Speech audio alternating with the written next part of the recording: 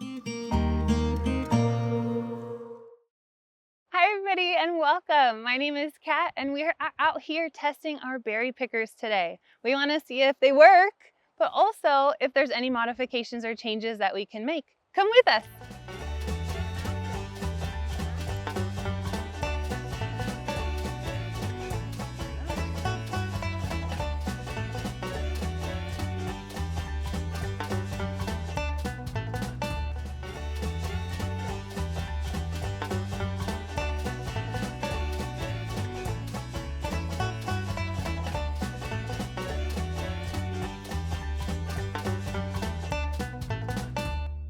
All right, everybody, after picking some blueberries, we've learned a couple of things. First off, we'd like the dowels on our berry picker to be smaller. That way we can catch smaller berries. But we want the basket to catch them to be quite a bit bigger.